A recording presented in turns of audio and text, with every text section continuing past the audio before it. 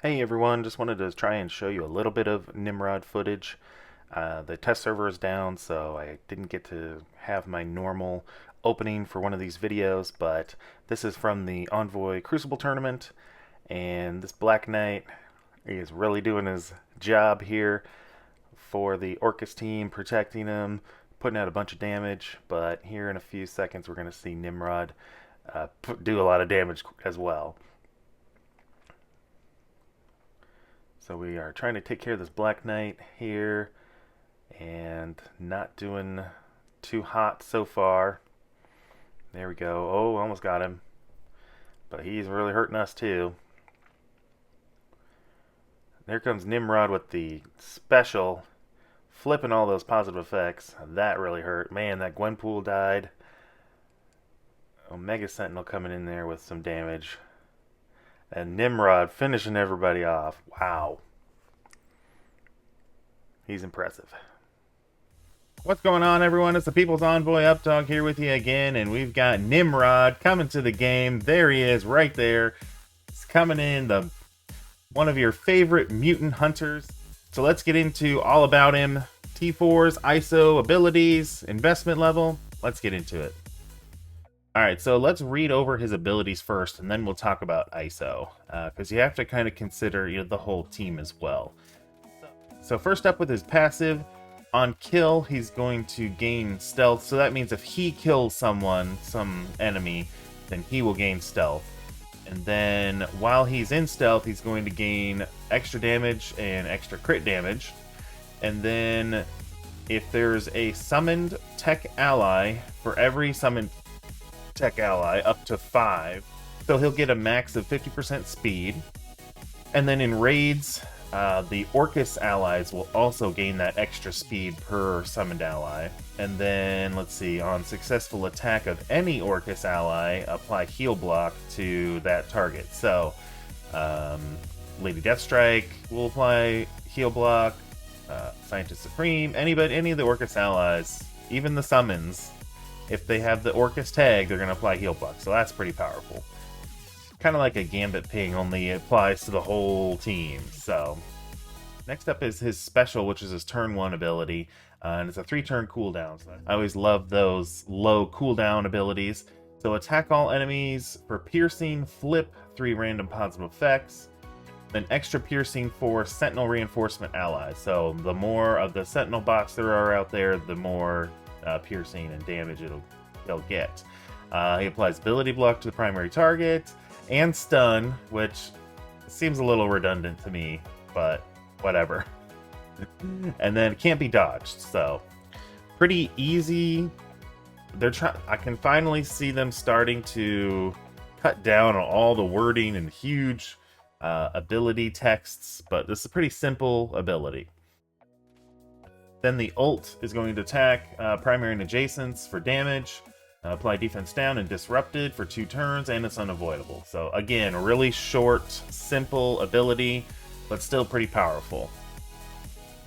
And then on the basic, it's going to attack primary and adjacent, so that's kind of nice for damage, and apply defense down. And also unavoidable too. So a lot of unavoidable, undodgeable attacks from him. So that's always nice to have. So let's talk about T4s. On his passive, the only upgrade that it'll give is in raids. In raids, if he has 4 or more Orcus allies, the dodge chance of all enemies is reduced by 100%, so nobody can dodge. That's kind of nice with how they have the node set up in the tech section right now.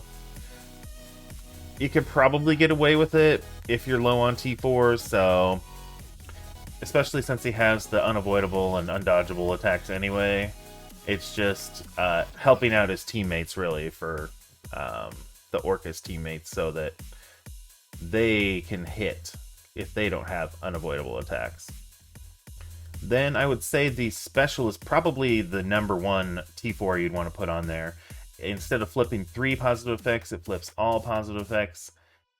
Ability block for 2 turns instead of 1 turn. And then in raids, apply ability block to all mutants. So that's definitely worth it. I would definitely put that one on there. the ult gives you extra damage and extra crit chance, but we'll talk about if that's worth it or not here with the ISO choice. I think you can probably skip this if you're low on T4, so that'd be, I don't think that would hurt you one bit. And the basic I almost always skip. This one's no exception. We'll just go ahead and skip this one too. So really, it's only the special, like, would be super important. The passive, maybe if you do have extra T4s, the passive would be worth it, I think, but I don't think it would be necessary. ISO and investment level. So ISO, I think for sure he's going to be a raider. We want Lady Deathstrike to get those striker attacks. Maybe even Sentinel when he gets bigger. If you have higher stars on him, I think he's a good striker. So that, I think raider is probably the no-brainer pick. And that way you don't actually need the T4 on the ult, other than if you want extra damage. But yeah, that's really, I think that's the best ISO choice for him, is probably raider.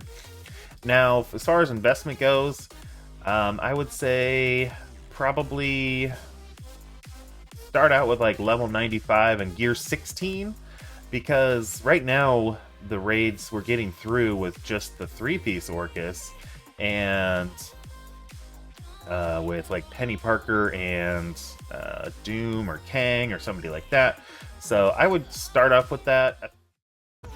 So I've said it in my other videos that I think this team is going to be kind of like Pegasus, where you don't need a lot of investment into them for this part of the raids, for this version of the raids. If we get another version of the raids, then we may need to upgrade them. Or if he's dying, you know, if you have him at the base unlock and he's dying, then obviously upgrade him.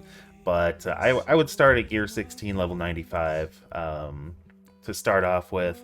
And that way you can just hit that button if you need to upgrade him. So I hope that was helpful, everyone. Good luck on if you're going to be pulling orbs, or have fun with him in the raids. And until next time, make sure you spend those resources wisely, and we will see you around.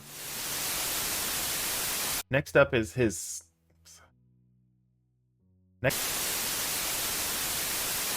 I always love those.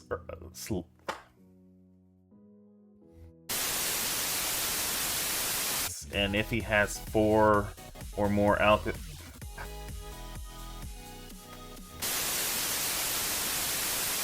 I think I said in one of my other videos, this is kind of...